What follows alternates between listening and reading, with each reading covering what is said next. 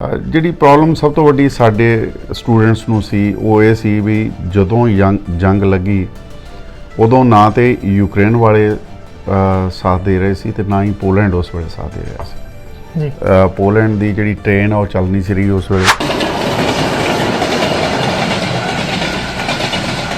ਵੇਲੇ ਬੱਸਾਂ ਦੇ ਰੇਟ ਵੀ ਜਿਹੜੇ ਆ ਬਹੁਤ ਵੱਧ ਚੁੱਕੇ ਸੀ।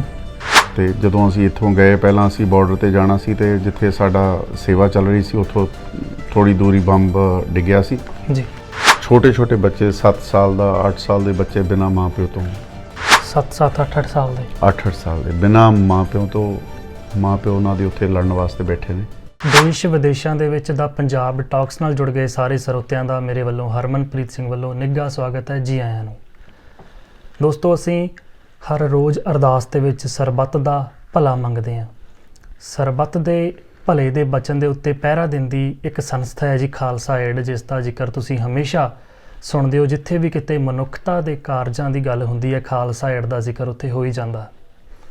ਹੁਣ ਜਦੋਂ ਇਸ ਵੇਲੇ ਕੀ ਅਸੀਂ ਇਹ ਗੱਲਬਾਤ ਕਰ ਰਹੇ ਹਾਂ ਤਾਂ ਇਸ ਵੇਲੇ ਵੀ ਕਿਤੇ ਨਾ ਕਿਤੇ ਖਾਲਸਾ ਏਡ ਕੋਈ ਨਾ ਕੋਈ ਮਨੁੱਖਤਾ ਦੇ ਲਈ ਆਪਣਾ ਕਾਰਜ ਜਿਹੜਾ ਉਹ ਨਿਭਾ ਰਹੀ ਹੈ, ਸੇਵਾ ਜਿਹੜੀ ਉੱਥੇ ਕਰ ਰਹੀ ਹੈ। ਮਨੁੱਖਤਾ ਦਾ ਜ਼ਿਕਰ ਹੁੰਦਾ ਉੱਥੇ ਹੀ ਖਾਲਸਾ ਏਡ ਨੇ ਆਪਣੀ ਸੇਵਾ ਜਿਹੜੀ ਹੈ ਉੱਥੇ ਨਿਭਾਈ ਆ। ਹਾਲ ਹੀ ਘੜੀ ਦੇ ਵਿੱਚ ਰੂਸ ਤੇ ਯੂਕਰੇਨ ਦੇ ਦਰਮਿਆਨ ਇੱਕ ਜੰਗ ਲੱਗੀ ਹੋਈ ਹੈ। ਵਿਸ਼ਵ ਭਰ ਦੇ ਵਿੱਚ ਇਸ ਦੀਆਂ ਗੱਲਾਂ ਹੋ ਰਹੀਆਂ ਨੇ, ਬਹੁਤ ਵੱਡਾ ਨੁਕਸਾਨ ਹੋ ਰਿਹਾ। ਪਰ ਉੱਥੇ ਉਹਨਾਂ ਸੰਸਥਾਵਾਂ ਦੇ ਵਿੱਚ ਅੱਜ ਖਾਲਸਾ ਏਡ ਵੀ ਸ਼ਾਮਲ ਹੈ ਜਿਹੜੀਆਂ ਕਿ ਉੱਥੇ ਸੇਵਾ ਨਿਭਾ ਰਹੀਆਂ ਨੇ। ਸੋ ਨਾਲ ਹੀ ਤੁਹਾਨੂੰ ਇਹ ਵੀ ਦੱਸ ਦਈਏ ਕਿ ਰਿਫਿਊਜੀ ਰਿਹੈਬਿਲਿਟੇਸ਼ਨ ਪੋਲੈਂਡ ਦੇ ਵੱਲੋਂ ਖਾਲਸਾ ਏਡ ਨੂੰ ਉਹਨਾਂ ਸੰਸਥਾਵਾਂ ਦੇ ਵਿੱਚ ਸ਼ਾਮਲ ਵੀ ਕੀਤਾ ਗਿਆ ਜਿਹੜੀਆਂ ਕਿ ਸੰਸਥਾਵਾਂ ਇਸ ਵੇਲੇ ਆ NGO ਆਪਾਂ ਕਹਿ ਲਈਏ, ਯੂਕਰੇਨ ਤੋਂ ਬਾਹਰ ਨਿਕਲ ਕੇ ਵੱਖ-ਵੱਖ ਮੁਲਕਾਂ ਦੇ ਵਿੱਚ ਵਿਚਰ ਰਹੇ ਜਿਹੜੇ ਲੋਕ ਨੇ, ਜਾਂ ਆਪਾਂ ਕਹਿ ਦਈਏ ਕਿ ਜੰਗ ਤੋਂ ਪਰੇਸ਼ਾਨ, ਜੰਗ ਦੇ ਨੁਕਸਾਨ ਤੋਂ ਪ੍ਰਭਾਵਿਤ ਹੋ ਕੇ ਲੋਕ ਜਿਹੜੇ ਬਾਰਡਰ ਟੱਪ ਕੇ ਵੱਖ-ਵੱਖ ਮੁਲਕਾਂ ਦੇ ਵਿੱਚ ਪਲਾਇਨ ਕਰ ਰਹੇ ਨੇ, ਉੱਥੇ ਸੇਵਾ ਜਿਹੜੀਆਂ ਬਾਰਡਰ ਦੇ ਉੱਤੇ NGOs ਨਿਭਾ ਰਹੀਆਂ ਨੇ, ਉਹਨਾਂ ਦੇ ਵਿੱਚ ਖਾਲਸਾ ਏਡ ਦਾ ਜ਼ਿਕਰ ਹੈ ਜਾਂ ਖਾਲਸਾ ਏਡ ਵੀ ਸ਼ਾਮਲ ਹੈ। ਸੋ ਕੈਨੇਡਾ ਤੋਂ ਵੀ ਇਸ ਵਾਰ ਜਿਹੜੇ ਵਲੰਟੀਅਰਸ ਨੇ ਖਾਲਸਾ ਏਡ ਦੇ, ਉਹਨਾਂ ਨੇ ਉੱਥੇ ਸੇਵਾ ਨਿਭਾਈ ਹੈ। ਸੋ ਸਾਡੇ ਨਾਲ ਸਰਦਾਰ ਸ਼ੇਰ ਸਿੰਘ ਜੀ ਮੌਜੂਦ ਨੇ, ਅਸੀਂ ਉਹਨਾਂ ਦੇ ਨਾਲ ਗੱਲਬਾਤ ਕਰਾਂਗੇ। ਪਹਿਲਾਂ ਫਤਿਹ ਦੀ ਸਾਂਝ ਪਾਉਂਦੇ ਹਾਂ ਜੀ। ਵਾਹਿਗੁਰੂ ਜੀ ਕਾ ਖਾਲਸਾ ਵਾਹਿਗੁਰੂ ਜੀ ਕੀ ਫਤਿਹ ਜੀ। ਸ਼ੇਰ ਸਿੰਘ ਜੀ, ਹਾਲਾਤ ਰੂਸ ਤੇ ਯੂਕਰੇਨ ਦੇ ਬਹੁਤ ਬਦ ਤੋਂ ਬੱਤਰ ਹੋਏ ਪਏ ਆ। ਖਾਸ ਕਰਕੇ ਯੂਕਰੇਨ ਦੇ ਲੋਕਾਂ ਦੇ ਵਿੱਚ ਇੱਕ ਡਰ, ਬਹੁਤ ਸਾਰੀਆਂ ਮੌਤਾਂ ਜਿਨ੍ਹਾਂ ਦਾ ਕੋਈ ਹਾਲੇ ਤੱਕ ਸਪਸ਼ਟ ਆંકੜਾ ਨਹੀਂ। ਬਤੌਰ ਇੱਕ ਵਲੰਟੀਅਰ ਉੱਥੇ ਜਾਣਾ, ਪਹਿਲਾਂ ਤੁਸੀਂ ਖਬਰਾਂ ਸੁਣੀਆਂ ਹੋਣੀਆਂ ਨੇ ਬਹੁਤ ਕਿ ਉੱਥੇ ਨੁਕਸਾਨ ਹੋ ਰਿਹਾ, ਬਹੁਤ ਸਾਰੀਆਂ ਵੀਡੀਓਜ਼ ਸੋਸ਼ਲ ਮੀਡੀਆ ਦੇ ਉੱਤੇ ਆਪਾਂ ਜੇ ਗੱਲ ਕਰੀਏ ਵਾਇਰਲ ਹੁੰਦੀਆਂ ਨੇ। ਚਲੋ ਤੁਹਾਡੇ ਮਨ ਦੇ ਵਿੱਚ ਇਸ ਗੱਲ ਦਾ ਸ਼ੁਕਰਾਨਾ ਤੁਸੀਂ ਕੀਤਾ ਹੋਣਾ ਕਿ ਮੈਨੂੰ ਸੇਵਾ ਦਾ ਮੌਕਾ ਮਿਲਿਆ, ਪਰ ਜਦੋਂ ਤੁਸੀਂ ਉੱਥੇ ਜਾ ਕੇ ਗਰਾਊਂਡ ਰਿਐਲਿਟੀ ਦੇਖਦੇ ਹੋ ਤਾਂ ਉਹ ਗਰਾਊਂਡ ਰਿਐਲਿਟੀ ਕੀ ਸੀ? ਸਭ ਤੋਂ ਪਹਿਲਾਂ ਤਾਂ ਸਾਰੇ ਸਰੋਤਿਆਂ ਨੂੰ ਵਾਹਿਗੁਰੂ ਜੀ ਕਾ ਖਾਲਸਾ ਵਾਹਿਗੁਰੂ ਜੀ ਕੀ ਫਤਿਹ।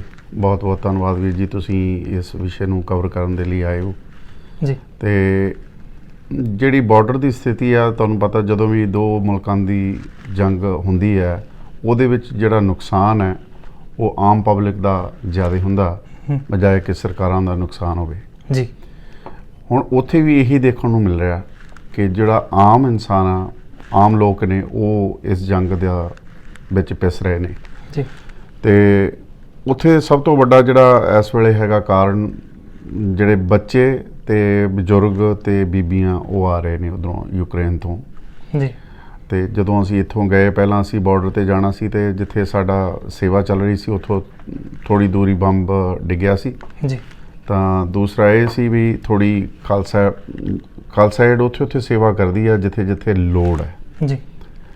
ਬਿਨਾਂ ਮਤਲਬ ਤੋਂ ਜਾ ਕੇ ਵੀ ਇੱਥੇ ਲੱਗੇ ਉੱਥੇ ਲੱਗੇ ਉਹ ਕੰਮ ਨਹੀਂ ਕਰਦੀ ਖਾਲਸਾ ਏਡ। ਜਿੱਥੇ ਲੱਗਦਾ ਵੀ ਇੱਥੇ ਜ਼ਰੂਰਤ ਆ ਉੱਥੇ ਸੇਵਾ ਸ਼ੁਰੂ ਕਰਦੇ ਨੇ ਜੀ।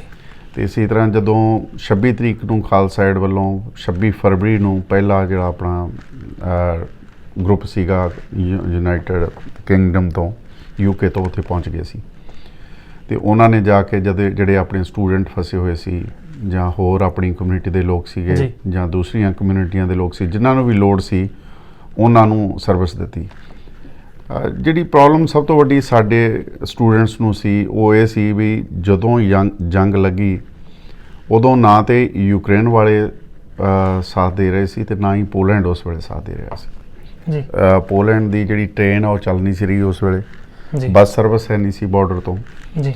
ਤੇ ਉਸ ਵੇਲੇ ਬੱਸਾਂ ਦੇ ਰੇਟ ਵੀ ਜਿਹੜੇ ਆ ਬਹੁਤ ਵੱਧ ਚੁੱਕੇ ਸੀ ਤੇ ਬਹੁਤ ਮੁਸ਼ਕਲ ਸੀ। ਜਿਹੜੇ ਉੱਥੇ ਪਹਿਲੀ ਟੀਮ ਪਹੁੰਚੀ ਉਹਨਾਂ ਨੇ ਦੱਸਿਆ ਸਾਨੂੰ ਵੀ ਕਿਹੜੀ ਮੁਸ਼ਕਲਾਤਾਂ ਦਾ ਸਾਹਮਣਾ ਕਰਨਾ ਪਿਆ ਜੀ।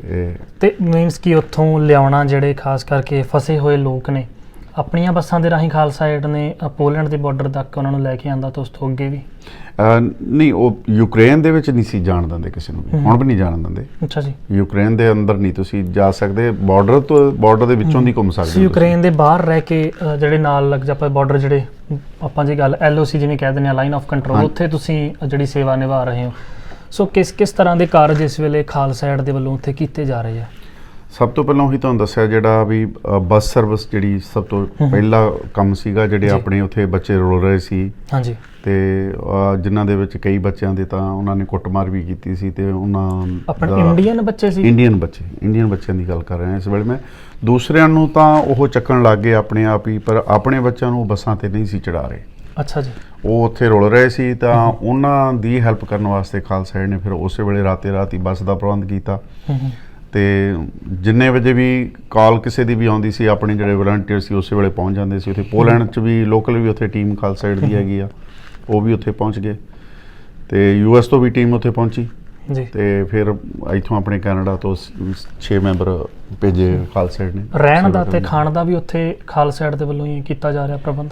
ਬਿਲਕੁਲ ਜੀ, ਸਾਰਾ ਪ੍ਰਬੰਧ ਜਿਹੜਾ ਖਾਲਸਾ ਏਡ ਨੇ ਜਿਹੜੇ ਪਹਿਲਾਂ ਜਦੋਂ ਬਾਰਡਰ ਦੇ ਉੱਪਰ ਕੀਤੀ ਸਰਵਿਸ ਸ਼ੁਰੂ, ਉਹਦੇ ਲਈ ਰਹਿਣ ਦਾ ਵੀ, ਖਾਣ ਦਾ ਵੀ ਤੇ ਬੱਸ ਸਰਵਿਸ ਦਾ ਵੀ, ਇਹ ਸਾਰਾ ਇੰਤਜ਼ਾਮ ਕੀਤਾ ਹੈ। ਤੇ ਲੋਕਾਂ ਦੇ ਵਿੱਚ ਕਿਸ ਤਰੀਕੇ ਦੀਆਂ ਜਿਹੜੀਆਂ ਆਪਾਂ ਜੇ ਗੱਲਾਂ ਕਰੀਏ ਵੀ ਕਿਸ ਤਰੀਕੇ ਦੀ ਲੋਕਾਂ ਦੇ ਮਨਾਂ ਦੇ ਅੰਦਰ ਇੱਕ ਡਰ, ਉਹ ਕਿੱਦਾਂ ਦਾ? ਤੁਸੀਂ ਉਹ ਬਿਲਕੁਲ ਕੋਲੇ ਰਹੇ ਹੋ, ਉੱਥੇ ਮਹਿਸੂਸ ਕੀਤਾ ਹੋਣਾ, ਜਿਹੜੇ ਉਸ ਜੰਗ ਦੇ ਮੈਦਾਨ ਦੇ ਵਿੱਚੋਂ ਆਪਣੀ ਜਾਨਾਂ ਬਚਾ ਕੇ ਬਾਰਡਰ ਤੱਕ ਪਹੁੰਚੇ, ਉਹਨਾਂ ਦਾ ਕੀ ਕਹਿਣਾ ਸੀ ਇਸ ਜੰਗ ਦੇ ਬਾਬਤ, ਜਾਂ ਉਹਨਾਂ ਦੇ ਮਨ ਦੀ ਸਥਿਤੀ ਤੁਸੀਂ ਸਮਝਣ ਦੀ ਕੋਸ਼ਿਸ਼ ਕੀਤੀ? ਜਦੋਂ ਜੰਗ ਦੀ ਬਾਬਤ ਇਹ ਆ ਜੀ, ਲੋਕ ਤਾਂ ਚਾਹੁੰਦੇ ਨਹੀਂ ਵੀ ਜੰਗ ਹੋਵੇ, ਦੋਨਾਂ ਤਰਫ ਦੇ ਨਹੀਂ ਚਾਹੁੰਦੇ।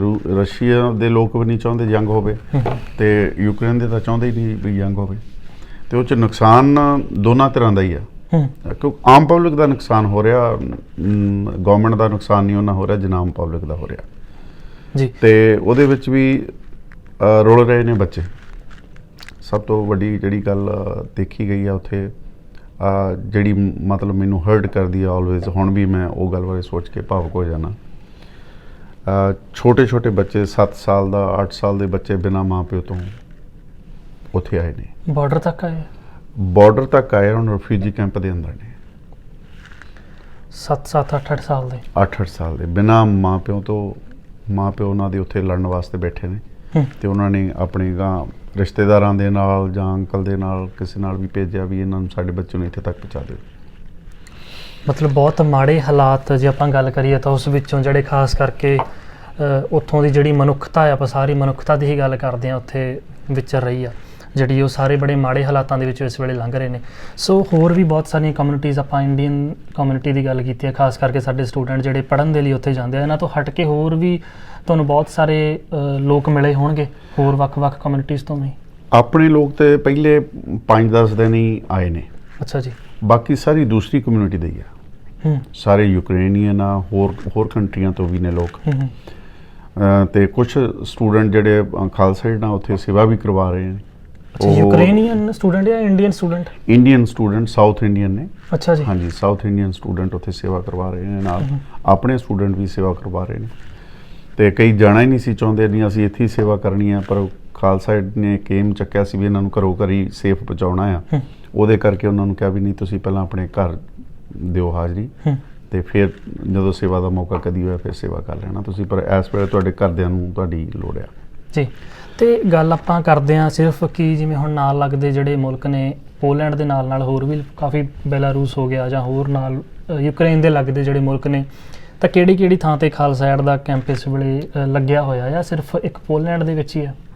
ਪੋਲੈਂਡ ਦੇ ਵਿੱਚ ਹੀ ਨਹੀਂ, 3-4 ਕੰਟਰੀਆਂ ਦੇ ਵਿੱਚ ਨਾਲ ਇਹਦੇ ਜਿੰਨੀਆਂ ਕੰਟਰੀਆਂ ਲੱਗਦੀਆਂ ਉਹਨਾਂ ਸਾਰੀਆਂ ਦੇ ਵਿੱਚ ਪੋਲੈਂਡ 'ਚ 3-4 ਬਾਰਡਰ ਨੇ, ਉਹਨਾਂ ਦੇ ਉੱਪਰ ਖਾਲਸਾ ਏਡ ਦਾ ਚੱਲ ਰਿਹਾ, ਸੇਵਾ ਚੱਲ ਰਹੀ ਹੈ। ਤੇ ਨਾਲ ਦੀਆਂ ਜਿਹੜੀਆਂ ਕੰਟਰੀਆਂ, ਰੋਮਾਨੀਆ ਹੋ ਗਿਆ, ਦੂਸਰੇ ਪਾਸੇ ਹੋ ਗਈਆਂ ਹੋਰ ਕੰਟਰੀਆਂ, ਉਹਨਾਂ ਦੇ ਵਿੱਚ ਵੀ ਖਾਲਸਾ ਏਡ ਵੱਲੋਂ ਚੱਲਦੀ ਹੈ, ਜਿਹੜੀ ਨਾਲ ਲੱਗਦੀਆਂ ਨੇ। ਠੀਕ ਹੈ ਜੀ। ਤੇ ਦੂਸਰਾ ਹੁਣ ਪਹਿਲਾਂ ਤੇ ਬਾਰਡਰ ਦੇ ਉੱਪਰ ਹੀ ਸੇਵਾ ਸੀ। ਅੱਛਾ ਜੀ। ਹੁਣ ਜਿਹੜੀ ਸੇਵਾ ਆ ਉਹ ਜਿੱਥੇ ਰਿਫਿਊਜੀ ਰਹਿ ਰਹੇ ਨੇ ਆ ਕੇ, ਕਿਉਂਕਿ ਬਾਰਡਰ ਦੇ ਉੱਪਰ ਹੁਣ ਵਿਰਲਾ ਬੰਦਾ ਆ ਰਿਹਾ। ਅੱਛਾ ਜੀ। ਤੇ ਪਹਿਲਾਂ ਤਾਂ ਲਾਈਨ ਲੱਗੀ ਹੋਈ ਸੀ ਤੇ ਚੱਕਣਾ ਵੀ ਬੜਾ ਔਖਾ ਸੀ, ਬਹੁਤ ਜ਼ਿਆਦਾ ਰਸ਼ ਸੀਗਾ। ਹੁਣ ਥੋੜਾ ਬਾਰਡਰ ਤੇ ਰਸ਼ ਘਟ ਗਿਆ, ਕੁਝ ਲੋਕ ਬੈਕ ਵੀ ਜਾਣ ਲੱਗ ਗਏ ਤੇ ਕੁਝ ਆ ਰਹੇ ਨੇ। ਪਰ ਜਿਹੜਾ ਰੋਜ਼ ਦਾ 5-4 ਹਜ਼ਾਰ ਬੰਦਾ ਆਉਂਦਾ ਆ, 5-4 ਹਜ਼ਾਰ ਬੰਦਾ ਹੀ ਯੂਰਪ ਦੇ ਵਿੱਚ ਉਹਨਾਂ ਨੂੰ ਸ਼ਿਫਟ ਕਰ ਦਿੱਤਾ ਜਾਂਦਾ। ਖਾਲਸਾ ਏਡ ਦੇ ਵੱਲੋਂ ਸ਼ਿਫਟ ਕੀਤਾ ਜਾਂਦਾ ਉਹਨਾਂ ਨੂੰ ਉੱਥੇ? ਨਹੀਂ, ਇਹ ਪਾਲਿਸ਼ ਗਵਰਨਮੈਂਟਾਂ ਕਰ ਰਹੀਆਂ ਨੇ ਸਾਰੀਆਂ ਯੂਰਪ। ਪੋਲੈਂਡ ਦੀ ਗਵਰਨਮੈਂਟ ਸਿਰਫ ਆਪਣਾ ਖਾਲਸਾ ਏਡ ਹੈ ਜਿਹੜੀ ਕਿ ਉਹਨਾਂ ਨੂੰ ਇੱਕ ਤਰੀਕੇ ਨਾਲ ਫੂਡ ਪ੍ਰੋਵਾਈਡ ਕਰਨਾ, ਉਹਨਾਂ ਨੂੰ ਸ਼ੈਲਟਰ ਦੇਣਾ। ਹਾਂਜੀ, ਪਹਿਲਾਂ ਜਿਹੜਾ ਸੀ ਖਾਲਸਾ ਏਡ ਨੇ ਜਦੋਂ ਸ਼ੁਰੂ ਕੀਤੀ ਸੇਵਾ ਉਦੋਂ ਸਾਰਾ ਕੁਝ ਕਰ ਰਹੇ ਸੀ। ਬੱਸ ਸਰਵਿਸ ਵੀ ਪ੍ਰੋਵਾਈਡ ਕੀਤੀ ਆ, ਫੂਡ ਵੀ ਦਿੱਤਾ ਆ, ਕੱਪੜਿਆਂ ਵਾਲਿਆਂ ਨੂੰ ਕੱਪੜੇ ਦਿੱਤੇ ਆ, ਜਿਹਨੂੰ ਜੋ ਜ਼ਰੂਰਤ ਸੀ ਉਸੇ ਤਰ੍ਹਾਂ ਦੀ ਹੈਲਪ ਕਰਨ ਦੀ ਟਰਾਈ ਕੀਤੀ ਆ। ਜਿਵੇਂ ਹੁਣ ਲੋਕ ਬੱਚਿਆਂ ਦੇ ਸੱਟਾਂ ਲੱਗੀਆਂ ਸੀ ਉਹਨਾਂ ਦੀ ਫਿਰ ਮਲਮ ਪੱਟੀ ਵੀ ਕਰਾਈ ਆ। ਅੱਛਾ ਜੀ। ਤੇ ਠੰਡ ਬੜੀ ਸੀ ਉਸ ਵੇਲੇ। ਅੱਛਾ ਜੀ। ਜਦੋਂ ਸ਼ੁਰੂ ਦੇ ਵਿੱਚ ਸਟਾਰਟ ਹੋਇਆ ਮੌਸਮ ਉੱਥੇ ਠੰਡਾ ਫਿਰ ਇਸ ਵੇਲੇ? ਪੂਰਾ ਠੰਡਾ। ਹੁਣ ਵੀ ਆ ਲਾਸਟ ਅਸੀਂ 3 ਦਿਨ ਸਨੋ 'ਚ ਹੀ ਸੇਵਾ ਕਰਕੇ ਸਨੋ ਸੀ ਉੱਥੇ? ਸਨੋ ਸੀ, ਹਾਂਜੀ। ਅੱਛਾ। ਹੁਣ ਵੀ ਸਨੋ ਪੈਂਦੀ ਛੱਡ ਕੇ ਆਏ ਅਸੀਂ। ਤੇ ਹੋਰ ਕਿਹੜੀਆਂ ਸੰਸਥਾਵਾਂ ਨੇ ਜਿਹੜੀਆਂ ਉੱਥੇ ਤੁਸੀਂ ਦੇਖੀਆਂ ਹੋਣਗੇ, ਤੁਹਾਨੂੰ ਮਿਲੇ ਹੋਣਗੇ ਲੋਕ ਉੱਥੇ ਹੋਰ ਵੀ ਸੰਸਥਾਵਾਂ ਤੋਂ? ਬਾਰਡਰ ਦੇ ਉੱਪਰ ਤੇ ਹੁਣ ਇਸ ਵੇਲੇ ਬਹੁਤ ਸਾਰੀਆਂ NGO ਨੇ, ਉਹਨੇ ਲੋਕ ਨਹੀਂ ਕੋਈ ਆਉਂਦੇ ਜਿੰਨੀਆਂ NGO ਉੱਥੇ ਬੈਠੀਆਂ ਨੇ ਬਾਰਡਰ ਦੇ ਉੱਪਰ। ਉੱਥੇ ਲੋੜ ਨਹੀਂ ਹੈਗੀ ਇੰਨੀ ਜਿੰਨੇ ਲੋਕ ਉੱਥੇ NGO ਆ ਕੇ ਬੈਠ ਗਈਆਂ ਨੇ। ਲੋੜ ਹੈਗੀ ਆ ਜਿੱਥੇ ਰਿਫਿਊਜੀ ਕੈਂਪ ਆ, ਕਿਉਂਕਿ ਉੱਥੇ ਉਹਨਾਂ ਨੂੰ ਹੌਟ ਮੀਲ ਜਿਹੜੀ ਆ ਉਹ ਨਹੀਂ ਮਿਲ ਰਹੀ, ਉਹ ਫੂਡ ਉਹਨਾਂ ਨੂੰ ਹੌਟ ਨਹੀਂ ਮਿਲ ਰਿਹਾ, ਉਸ ਚੀਜ਼ ਦੀ ਉਹਨਾਂ ਨੂੰ ਬਹੁਤ ਘਾਟ ਆ। ਤੇ ਖਾਲਸਾ ਏਡ ਨੇ ਉਹੀ ਜਿਹੜੀ ਘਾਟ ਮਹਿਸੂਸ ਕੀਤੀ ਤੇ ਫਿਰ ਉਹਨਾਂ ਨਾਲ ਸੰਪਰਕ ਕਰਕੇ ਗਵਰਨਮੈਂਟ ਦੇ ਨਾਲ ਉਹ ਛੇਤੀ ਕਿਤੇ ਆਉਣ ਵੀ ਨਹੀਂ ਨਾ ਦਿੰਦੇ ਲੋਕ। ਪੋਲੀਟੀਕਲ ਜਿਹੜਾ ਦਬਾਅ ਆ ਉਹ ਕਿਤੇ ਨਾ ਕਿਤੇ। ਸੋ ਪੋਲੀਟੀਕਲ ਦਬਾਅ ਦੀ ਤੁਸੀਂ ਗੱਲ ਕੀਤੀ ਹੈ, ਵੱਖ-ਵੱਖ ਤੁਸੀਂ ਇਹ ਵੀ ਕਿਹਾ ਕਿ ਮੁਲਕਾਂ ਦੇ ਵਿੱਚ ਜਿਹੜਾ ਨਾਲ ਲੱਗਦੇ, ਯੂਕਰੇਨ ਦੇ ਨਾਲ ਲੱਗਦੇ ਖਾਸ ਕਰ ਜਿਹੜੇ ਮੁਲਕ ਨੇ ਉਹਨਾਂ ਦੇ ਵਿੱਚ ਇਹ ਕੈਂਪ ਤੁਹਾਡਾ ਚਲਾਇਆ ਜਾ ਰਿਹਾ ਖਾਲਸਾ ਏਡ ਦਾ। ਸੋ ਗਵਰਨਮੈਂਟ ਵੱਲੋਂ ਕਿੰਨੀ ਕੁ ਸਪੋਰਟ ਦੀ ਜੇ ਆਪਾਂ ਗੱਲ ਕਰਦੇ ਹਾਂ ਤੁਹਾਨੂੰ ਮਿਲ ਰਹੀ ਹੈ ਉਹਨਾਂ ਕੈਂਪਾਂ ਨੂੰ? ਗਵਰਨਮੈਂਟ ਜਿਹੜੀ ਐਕਚੁਅਲ ਦੇ ਵਿੱਚ ਕੀ ਹੈ, ਖਾਲਸਾ ਏਡ ਕੋਈ ਵੀ ਸਪੋਰਟ ਨਹੀਂ ਲੈ ਰਹੀ ਕਿਸੇ ਤੋਂ ਵੀ, ਨਾ ਹੀ ਖਾਲਸਾ ਏਡ ਨੇ ਕਿਹਾ ਵੀ ਸਾਨੂੰ ਇਹਦੇ ਲਈ ਸਪੋਰਟ ਕਰੋ। ਸਿਰਫ ਗਵਰਨਮੈਂਟ ਤੋਂ ਸਿਰਫ ਇੰਨੀ ਇਜਾਜ਼ਤ ਲਈ ਹੈ ਵੀ ਅਸੀਂ ਇੱਥੇ ਸੇਵਾ ਕਰ ਸਕੀਏ। ਠੀਕ ਹੈ ਜੀ। ਉਹਦੇ ਲਈ ਵੀ ਬਹੁਤ ਜਿਹੜੇ ਸਾਡੇ ਸੇਵਾਦਾਰ ਸੀ, UK ਤੋਂ ਟੀਮ ਸੀਗੀ ਅਮਨਦੀਪ ਸਿੰਘ ਜੀ ਤੇ ਆਪਣੇ US ਤੋਂ ਵੀ ਗਏ ਸੀ ਸਿੰਘ ਜੀ, ਉਹਨਾਂ ਨੇ ਬੜੀ ਸਾਰੀ ਕੋਸ਼ਿਸ਼ ਕੀਤੀ ਤੇ ਫਿਰ ਜਾ ਕੇ ਗਵਰਨਮੈਂਟ ਦੇ ਅੰਦਰ ਗੱਲਬਾਤ ਹੋਈ ਤੇ ਉਹਨਾਂ ਨੇ ਫਿਰ ਉਹ ਜਿਹੜਾ ਰਿਫਿਊਜੀ ਕੈਂਪ ਆ ਉਹਦੇ ਅੰਦਰ ਖਾਲਸਾ ਏਡ ਨੂੰ ਸੇਵਾ ਦਿੱਤੀ। ਠੀਕ ਹੈ।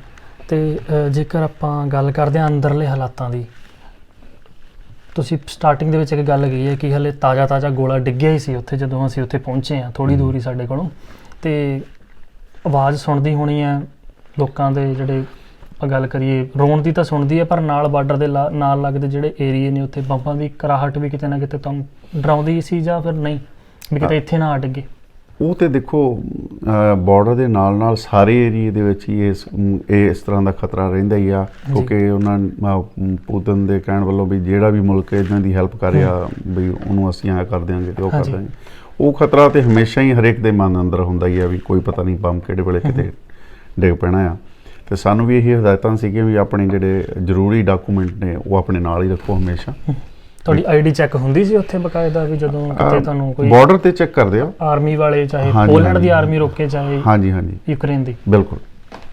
ਤੇ ਇਹ ਵੀ ਹੈ ਕਿ ਜੋ ਵੱਡੇ ਨਿਊਜ਼ ਅਦਾਰੇ ਨੇ ਜਾਂ ਗਰਾਊਂਡ ਰਿਪੋਰਟ ਉੱਥੋਂ ਮਿਲ ਰਹੀ ਆ, ਉਹ ਕਹਿੰਦੇ ਵੀ ਪੂਰੇ ਮੁਲਕ ਦੇ ਵਿੱਚ ਹੀ ਰੂਸੀ ਫੌਜ ਆ ਜਿਹੜੀ ਘੁੰਮ ਰਹੀ ਆ। ਉਹ ਯੂਕਰੇਨ ਦੇ ਅੰਦਰ ਹਾਂਜੀ ਰੂਸੀ ਫੌਜ। ਹਾਂਜੀ, ਯੂਕਰੇਨ ਦੇ ਅੰਦਰ ਨਹੀਂ ਅਸੀਂ ਜਾ ਸਕੇ ਕਿਉਂਕਿ ਬਾਰਡਰ ਤੋਂ ਅੱਗੇ ਜਾਣ ਲਈ ਸਾਡੇ ਕੋਲ ਸਮਾਂ ਨਹੀਂ ਸੀ, ਕਿਉਂਕਿ ਅਸੀਂ ਸੇਵਾ ਲਈ ਗਏ ਸੀ।